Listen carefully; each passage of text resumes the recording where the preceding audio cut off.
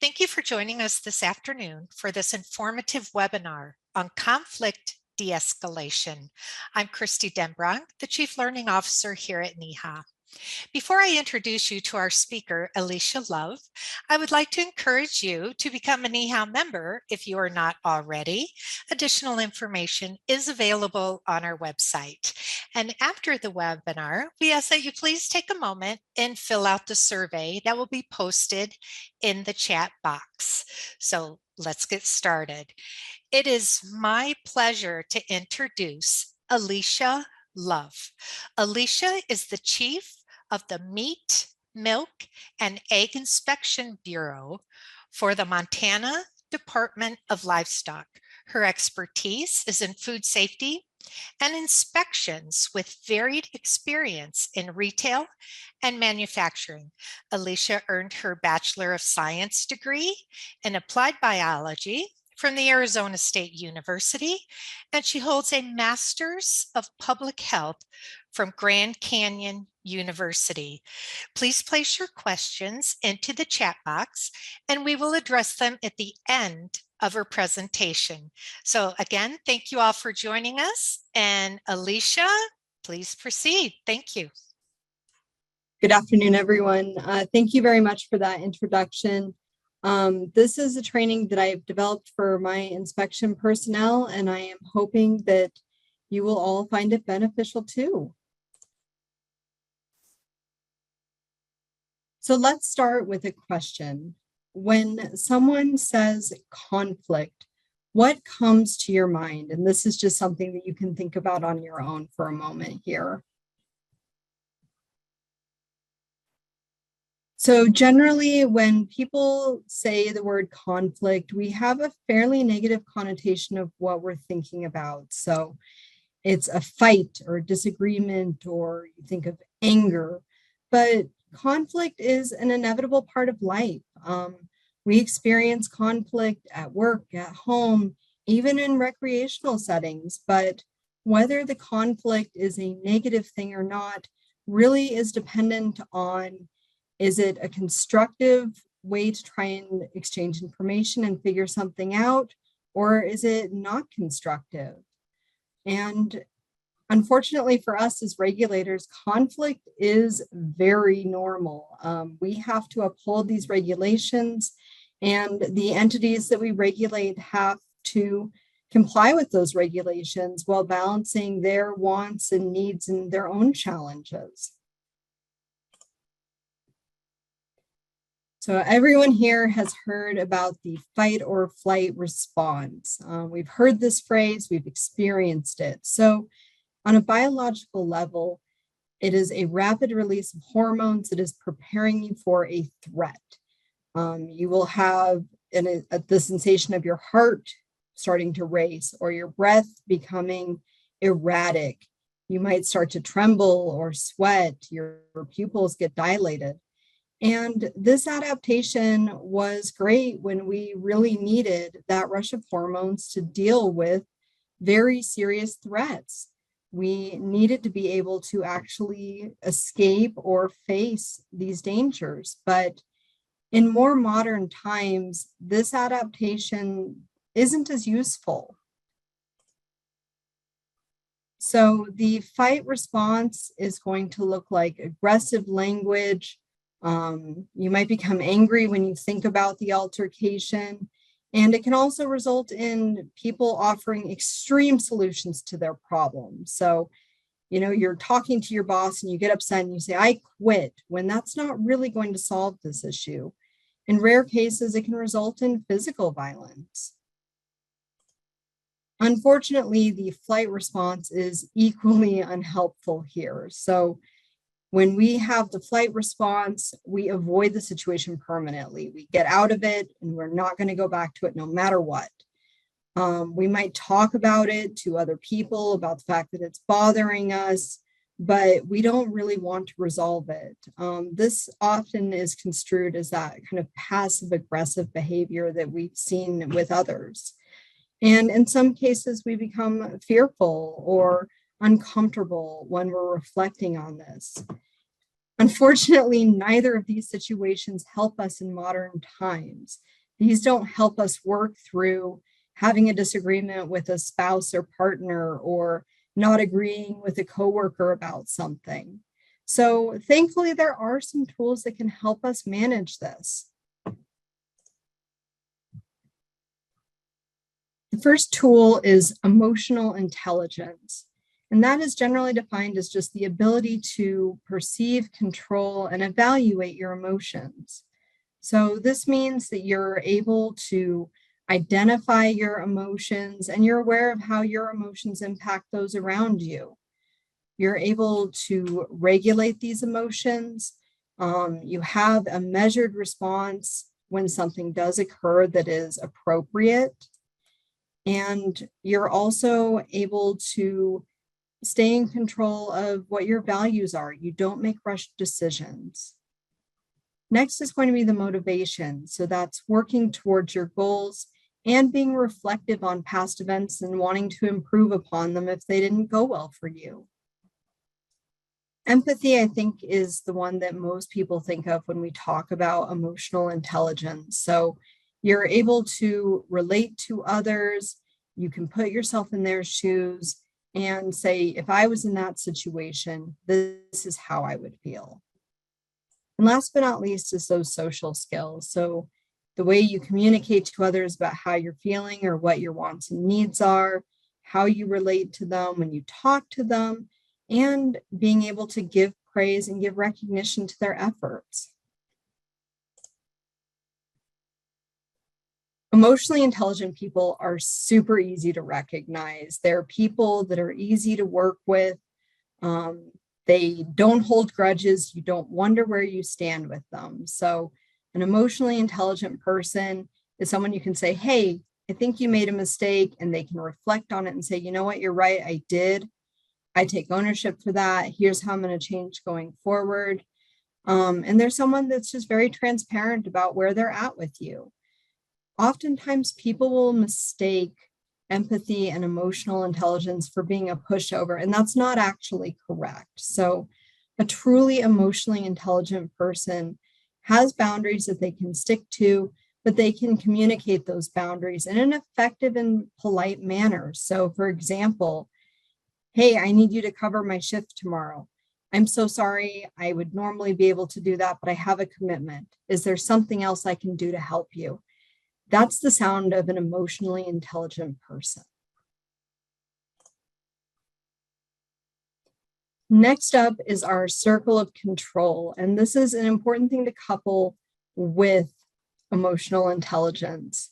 There are so many things in the world that we worry about, that give us a lot of angst, or we spend a lot of time on, but really there's only a little bit that we can control. So first up is the circle of no concern. These are things that we don't have any control over. So the weather, construction, the outcome of a sports game, these are things that we care about, but we can't control them directly. So all we can do in the circle of no concern is prepare for it. If we know it's going to rain, grab an umbrella. If you know that road is going to be under construction, maybe go a different route or leave a few minutes earlier. The next one is the circle of influence. So again, these are not things that you have direct control over, but we can influence it. So the example I love to use here is if I want to be friends with someone at work, maybe I try to talk to them during breaks, or I invite them to social events, or I just ask them how their day is. And that person might reflect on how I'm behaving towards them and say, Alicia seems like a nice person. I would like to be friends with her. I would like to go to the farmer's market with her this weekend. Or they might say, Alicia's really odd and she talks to me a lot and I don't really want to be her friend. It's not in my control, but my behaviors and actions influence that. So that leaves truly our circle of control, which is your actions, your behaviors, your words, your work ethic. That's really the only thing that you have complete control of. So now that we have these tools in mind, what happens when we get into a conflict? We often don't recognize that a situation is escalating. It might start with that kind of gut feeling that something doesn't seem right, but maybe we don't say, hey, there's something happening right now. So what are some other cues that we can look for? Start by looking at how the interaction is going. Is there a sudden change in body language or in tone? Through this presentation, I tend to use my hands quite a bit to add emphasis to my expressions. If I suddenly were to put my hands in my pocket or cross my arms, that'd be a good indication that something has changed between us. When I give this presentation in person, I tend to move around the room quite a bit. I make a lot of eye contact. So if I suddenly were to just stand at the front of the room and stop looking at people, that would be another good sign that something has happened between us. But there's also some really obvious ones here, right? Clenching of the fists, clenching of the jaw, yelling, name calling, actively defying, what you're saying. Those are some good signs too that something's going on. So now that we know that the conflict exists, we know we need to get things back under control. So you want to start with yourself. Do some introversion on how is the communication? Are you starting to raise your voice at this person, or is your voice level? Are you making a lot of kind of confrontational statements like, hey, you're messing up? Or are you using a lot of I statements? And how is your body language? Are you clenching your jaw or clenching your fists? Are you crossing your arms? A lot of studies have shown that most of our communication is nonverbal. So for that body language and tone, what message are you sending outside of the words that you're saying? You also want to be mindful of your breathing. Does your breathing feel measured, or are you starting to feel your heart race? And are you giving that other person space, or are you like right there next to them in their face? And is your response accurate or over-exaggerated? A term that we deal with quite a bit is emotional dysregulation. So that's an emotional response that's poorly modulated, and it's not an acceptable response to what's happening. When we experience emotional dysregulation, it's oftentimes easy for other people to see that we're dysregulating, but we may not always notice it in the moment. Let's take a look. Nina said as long as I was escaping, would I mind escaping to the market and picking up something for dinner? Sure, that was all I needed, a busy supermarket. I needed to drive, mellow out, get my mind off the wedding. But mellowing out was not in the cards.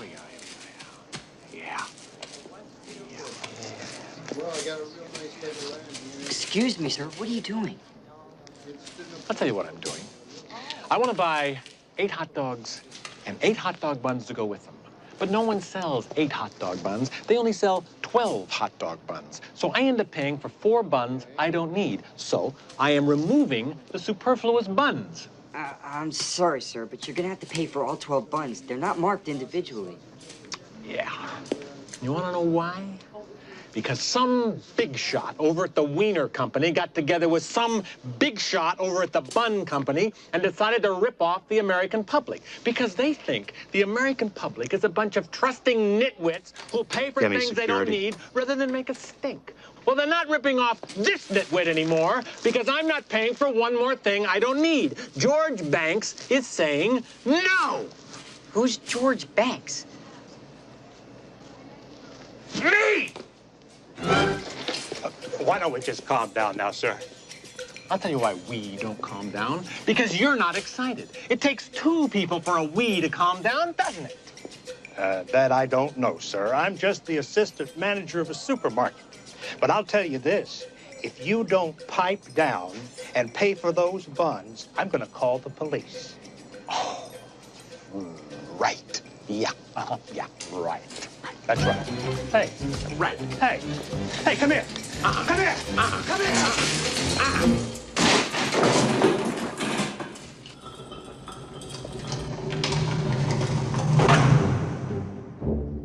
That was the low point. Flipping out over 4 hot dog buns. So in that particular scenario, what I was trying to demonstrate is that that character was upset about having to buy a disproportionate number of hot dogs versus hot dog buns, and the interaction between him and the grocery store staff was not going well. So for those of you who are familiar with the movie The Father of the Bride, that's a familiar scene. For those of you who are not, it's just a good example of emotional dysregulation. So emotional dysregulation is something that everyone experiences at times. It's one of those things that oftentimes when we have a series of things not going well for us, and then you kind of have that breaking point where you just kind of lose control of your emotions. So it's a very normal human behavior. It happens. But if it's happening a lot and frequently, it's a good sign that perhaps you need to do some reflection on how you're regulating those emotions when you're under a lot of stress. So once you've identified that a conflict is happening, you want to try and remove yourself from the situation if you feel like you're starting to lose control. So if your breathing is rapid, you're starting to sweat, maybe your heart is starting to pound, it's a good sign that it's time to step away temporarily. So in regulation, this feels hard. You know, we're there to try and make sure we're keeping control of what's going on. But it might sound something like, hey, this is starting to feel like we're both getting frustrated. Let's take a couple of minutes to regroup and we'll gather our thoughts and then try to figure this out. So once you've removed yourself from the person you're in conflict with, you want to start by getting that breathing back under control and kind of taking back the reins on that release of hormones that you're experiencing. So a very easy way to do this is a breathing technique that I've learned. And essentially what you do is you want to take a really big, deep breath in. You're going to hold that breath in and count to 3. 1, 2, 3. Then you're going to push it out slowly. 1, 2, 3. Hold it out for 3. Back into 3. And you can repeat that as many times as you need. So that you can kind of just get that breathing and that heart rate back to more of a steady place for you. And while you're doing that, you don't want any other thoughts to be coming into your head. You want to just really be focusing on that breathing and that counting. I've been in a number of different situations where I've been fairly stressed out, and it's surprising how fast I can get back to that kind of calm center by doing that. I will say that in doing that counting and not letting other things come into your mind, that can take some practice. And so if you find that that is a hard thing for you to do, you may want to just occasionally practice doing this in a non-stressful time. And just kind of build that muscle of, nope, I'm letting those thoughts go right now. I'm letting that go right now. I'm not thinking about that. I'm focusing on my counting right now. So if you're able to do that, it's quite beneficial. Once your breathing starts to feel more normal, then it's time to reflect on the situation.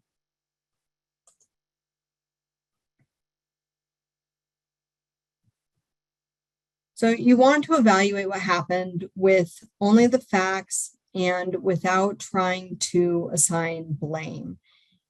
This can be a hard thing to do. Often when we're feeling emotionally charged, it's hard to look at things with neutrality, but you want to try and find a just very black and white, this is what happened.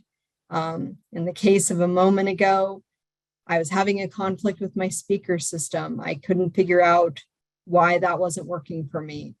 The emotions that I was experiencing were uncertainty and nervousness. And how can my conflict be resolved? I chose to move on past this video and try to explain the situation without that visual aid. So it's a good way to just kind of reflect on it, take notes if you need to. Some other things you might want to think on is if you are angry, what's kind of fueling behind that? Are you afraid that something is happening that you don't like? Are you losing something, like you're losing control of a situation? And what are some ways that the conflict could be resolved?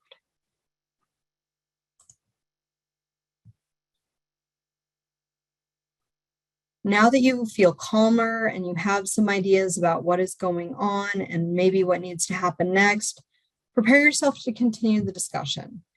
Ask the other party if they are ready to talk about it.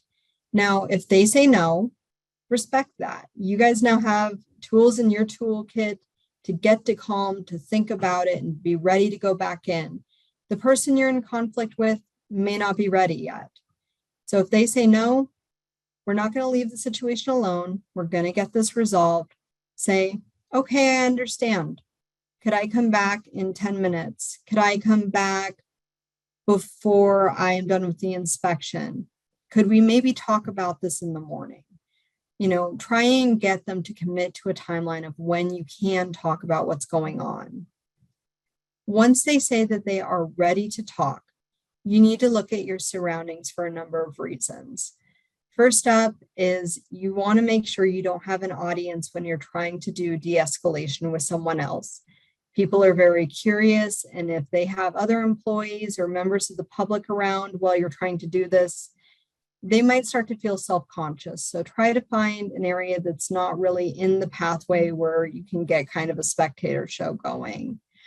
You also want to make sure that if you're in a smaller space, you're not visually blocking them from exiting. So if you're standing in an office, for example, don't position yourself right in front of the door, because that's going to get that fight or flight response going with that person again, because they will feel trapped. You want to make sure that your language is calm. You want to have a nice level voice. You don't want to be yelling, of course, but it's also important to be using I phrases. I feel like something happened today. I feel like I saw this, instead of you statements. You statements tend to get people feeling very defensive very quickly, and the focus of the conversation can become, I'm going to protect myself, instead of I'm going to resolve this with you. You want to ensure that your body language is neutral. So ideally, you would like your arms to be kind of loosely at your side with your palms out towards them. You certainly don't want to have your arms crossed or in your pocket. Of course, avoiding things like tapping your foot or rolling your eyes. Those are definitely very strong language that say, I'm not interested in this, or I don't like this. You want to make sure that you're showing genuine empathy. It's not uncommon when you're doing conflict resolution for people to want to vent, and that is okay. I do put some caveats on venting. Abusive language, threats, yelling, those are not acceptable for venting. But venting could sound like, I'm upset that this happened and this is going to slow down my work, or this is going to cause me to have to do this, and that's hard for me. It's okay for them to get those feelings out. That's perfectly acceptable here. Once they have all of that kind of laid out, ask for solutions. Say, hey, I understand that I had to take a regulatory control action today. What do you think we can do to get you up and operational again? Or what can we do to make sure this doesn't happen again? And show them that you want to get the problem solved together. If they are giving suggestions that maybe aren't really going to work, that's okay. You don't want to immediately say, no, that's not going to work, because then it's going to be combative again. So consider it and see if there's a piece of that solution that you can integrate. So you can say something like, I like your focus on this. Can we build on that idea? It's also important when they're thinking about these solutions to accept silence. For many people, silence is a very uncomfortable thing. And so we tend to try to talk through that silence, but that doesn't really let the other person reflect on what you're trying to solve. And last but not least is don't always expect immediate answers. The person may say, hey, I need to talk to another person about this, or I need to think about this. And we're going to accept that. But again, we're not going to just let it go. If they say, I need to talk to another person about this, you might say, may I follow up with you on that tomorrow then? We definitely want to make sure that we're not allowing them to exit the conflict permanently. We want to make sure we're committing to coming back to it.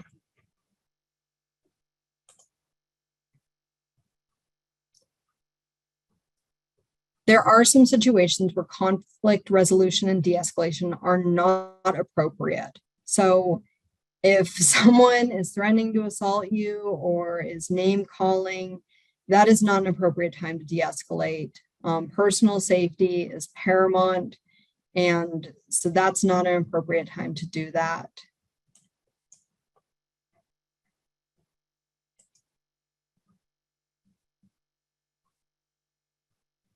All right, so here's some thoughts. I do have some scenarios that I want people to kind of work on independently, but professional and respectful conduct is everyone's responsibility, especially as regulators. You know, we need to make sure that we are kind of the calming force when we're dealing with conflict in a professional setting, regardless of how the other person's behaving. We need to remember that conflict is normal, especially in a regulatory capacity. And we need to be able to identify when conflict is becoming unproductive.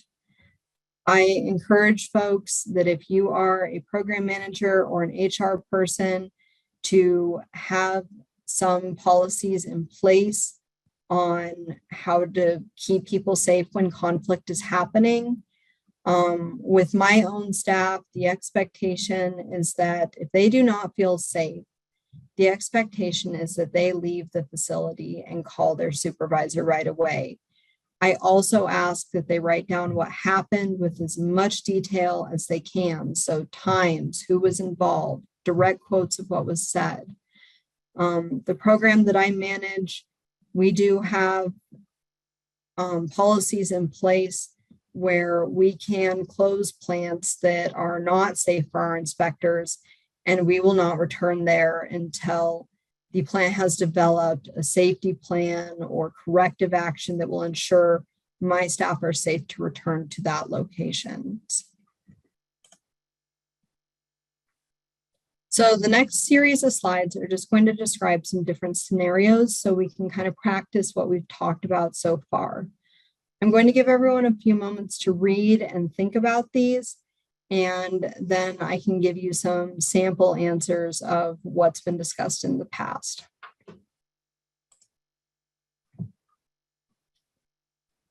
All right, so the first scenario, your coworker calls you and says they feel you are not doing your job correctly. As the discussion progresses, you recognize that they're starting to talk louder and faster. They also seem to be thinking less about your responses and are talking over you. So here are some questions for you to consider. Is the interaction escalating? How do you know? What next steps do you think should be taken? And what should you be mindful of about yourself? So we'll give everyone just a moment to reflect on this.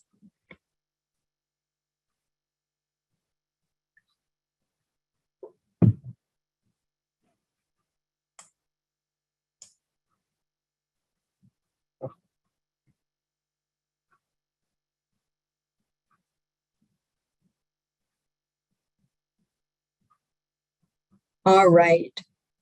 This interaction is definitely escalating. And as you've probably guessed, you know that because they are starting to talk louder, they're talking over you. This interaction has turned less into let's have a conversation and more, I'm just going to tell you what you're not doing right. So the next step should probably be something like removing yourself from the situation and saying something like, I need some time to think about what you're saying. Can I call you later? Or could I meet you at the office or meet you at an establishment so we can talk about this in person? Or maybe would you be willing to send me your concerns in an email, and I can call you and follow up with you on what they are at a later date. So that's going to give them some time to kind of calm back down from whatever's bothering them. And it also gives you time to process what they're saying without being in the conflict with that person. You need to be mindful when you're telling them that you're going to hang up. We're not going to use that you language. We're going to say, hey, I need some time to regroup on this. And you want to make sure when they do tell you what they believe you're doing wrong, that you're receptive to hearing it. And if you are in fact making a mistake, being accountable to it. If you're not making a mistake, just trying to keep that conversation positive, saying things like, I appreciate your concern about this. I feel that I'm doing it correctly for this reason. So those are some ways that you could tackle this.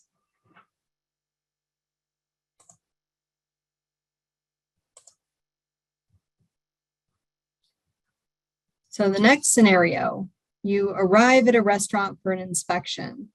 During your observations, you see an employee pick up a knife that they dropped on the floor and resume using it without washing.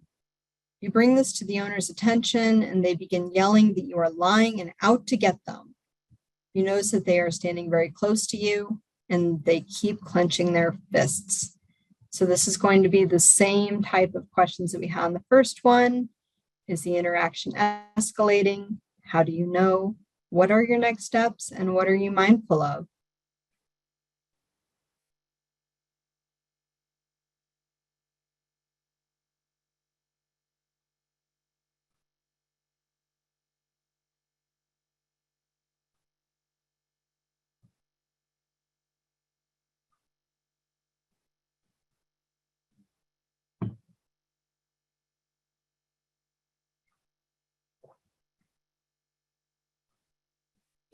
All right, so I think most of us agree that this interaction certainly is escalating.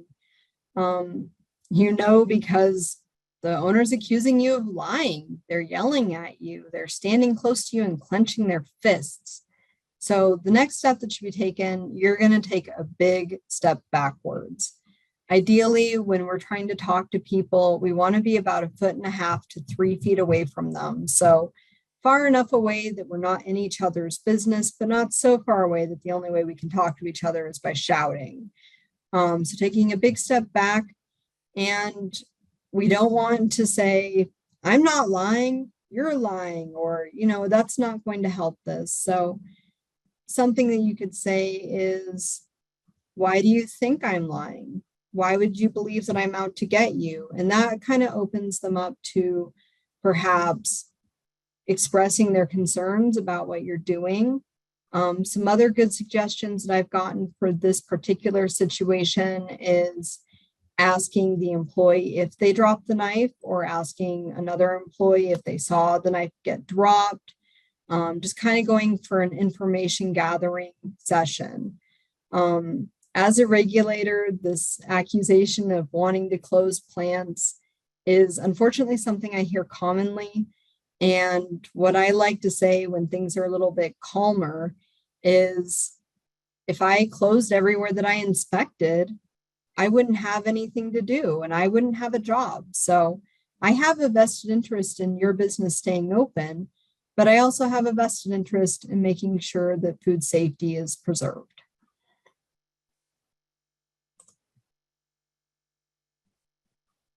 All right, third scenario. You observe that a deli slicer is not clean during an inspection. You bring it to the attention of the manager. He rolls his eyes and walks away. A few minutes later, an employee comes over and starts cleaning the slicer. Later on, you see a different employee not wash their hands correctly. You find the same manager.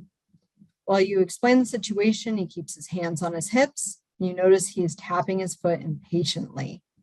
After you finish speaking, he asks you if you are done. You say yes, and he walks off again. So is this interaction escalating? How do you know? What next steps would you take? And what should you be mindful of about yourself?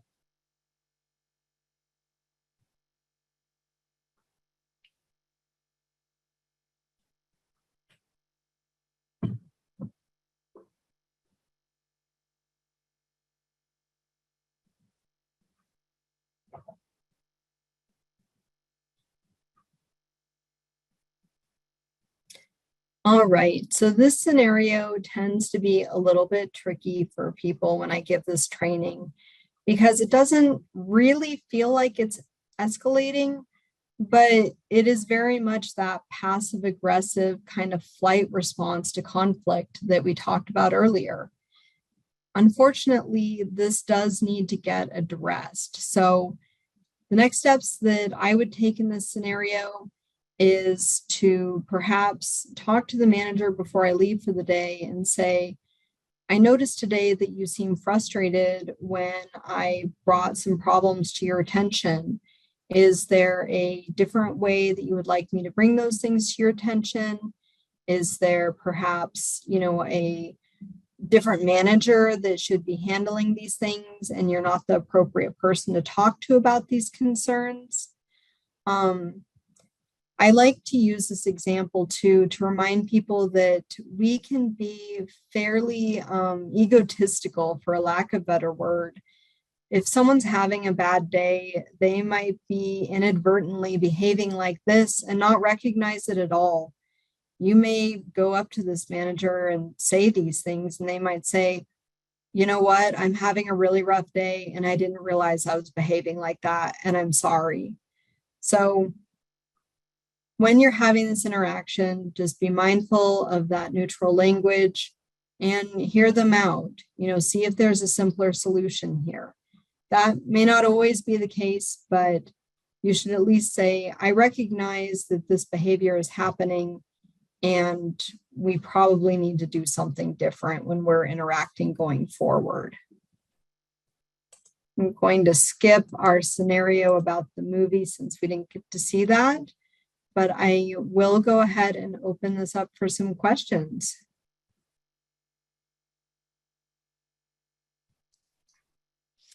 Alicia, one question that I have. You had mentioned earlier in your presentation that you should remove yourself. What if you are in a situation where you are unable to physically remove yourself? So that's a wonderful question. When you're dealing with something like that, I would say just giving yourself space. If it's a large enough place where you can maybe just move away from the person, or just in saying to the person you're in conflict with, I need a few minutes to regroup. I think I'm just going to step over here, or I'm going to, just step away from you for a few moments.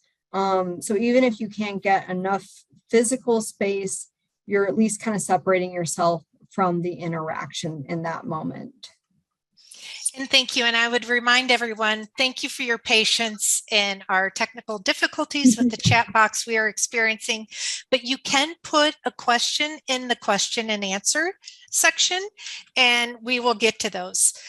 Another question while we have a few minutes, Alicia, is can you tell us a real case study?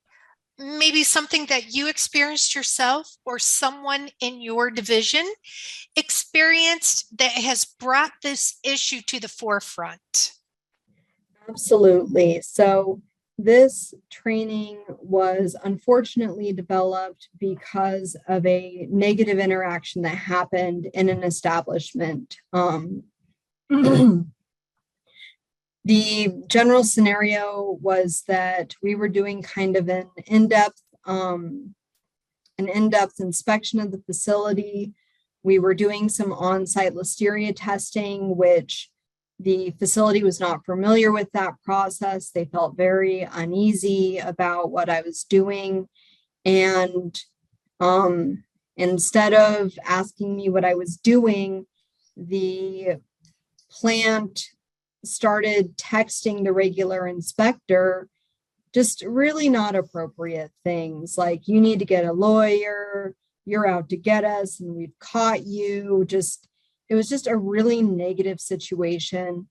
And in talking to the normal inspector and kind of talking to the area supervisor, it came to our attention that this particular interaction was something that had been building for a long time between the inspector and the facility.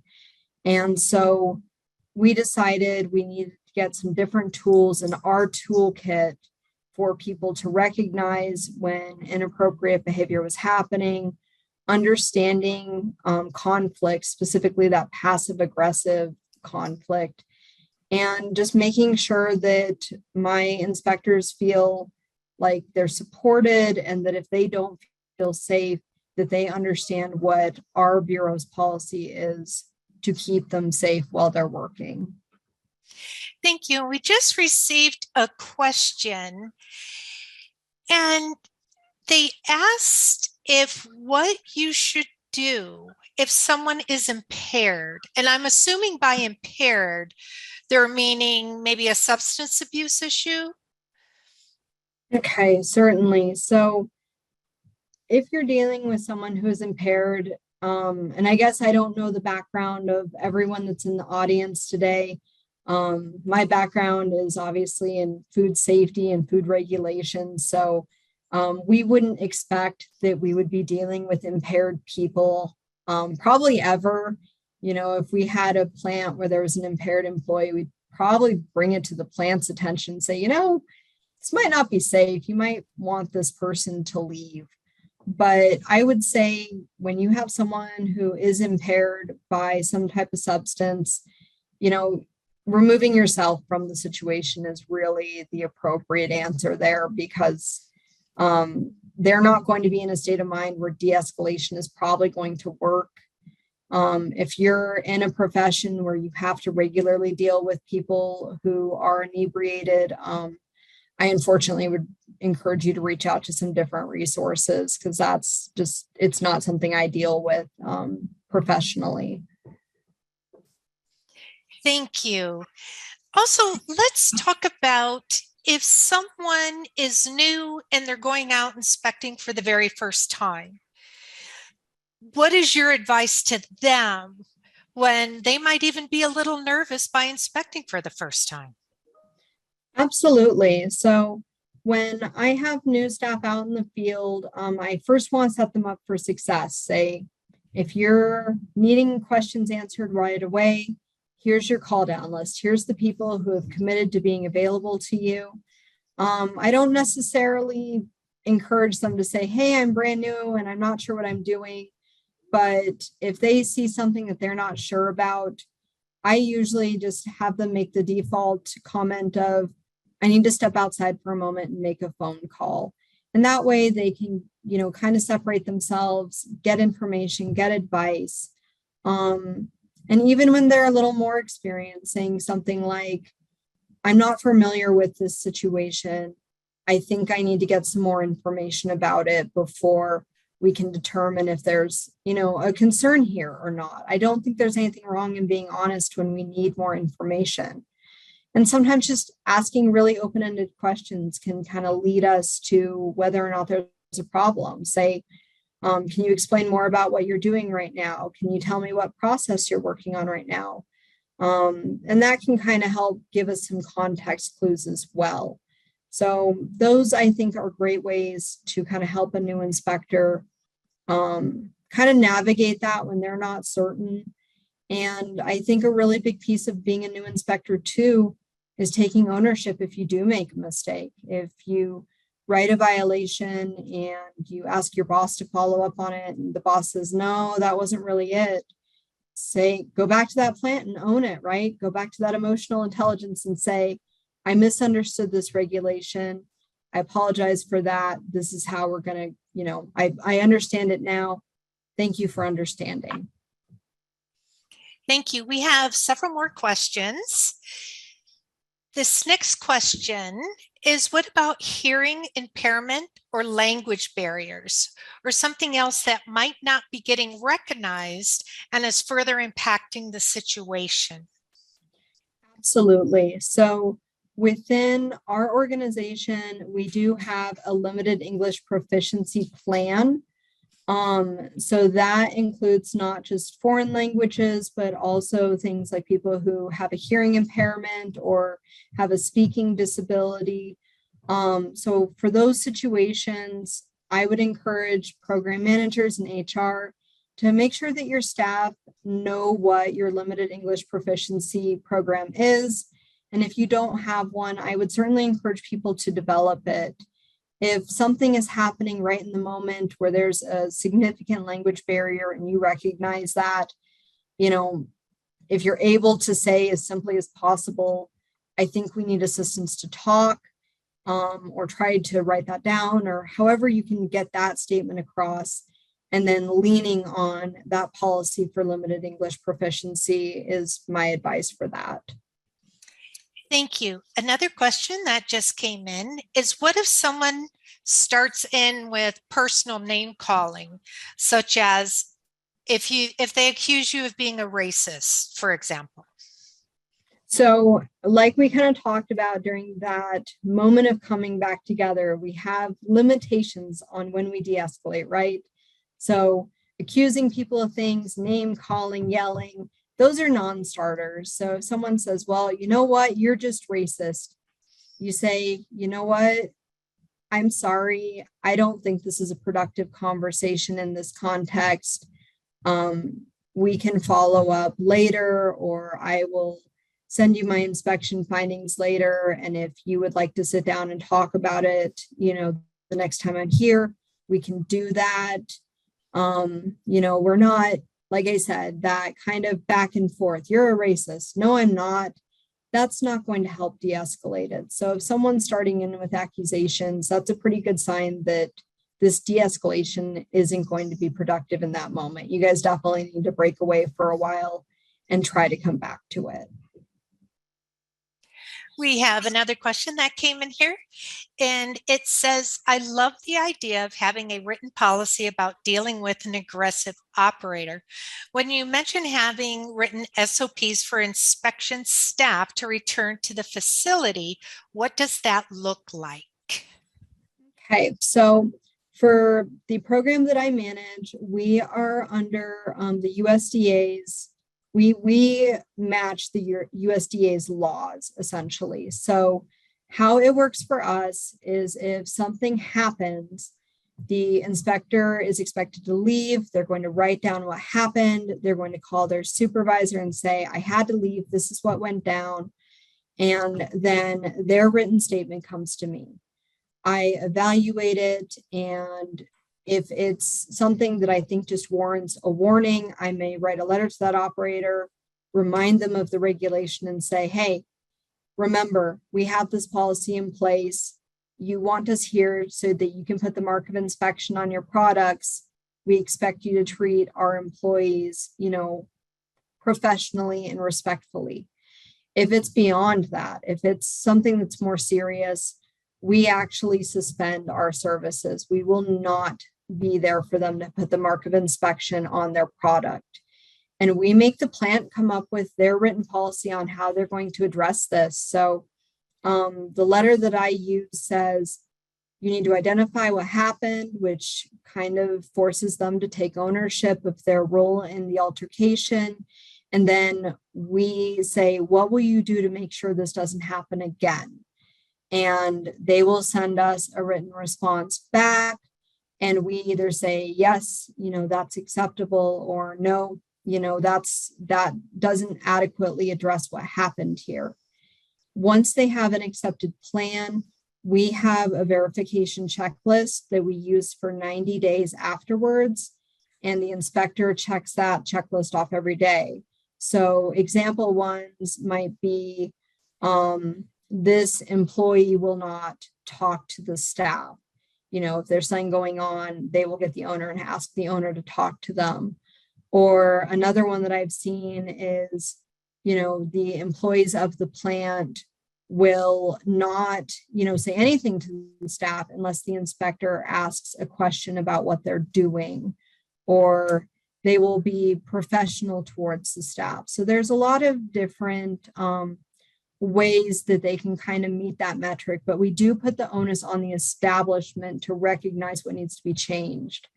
A recent one that we had was that the plant actually made all of their employees watch like a harassment training video, and they all had to sign off and say they understood what harassment was. Thank you. We have another individual who is asking if you could go back to the slide that has the final thoughts on it, the closing thoughts. Can you flip back to that so we can look at that in a little more detail? Sure.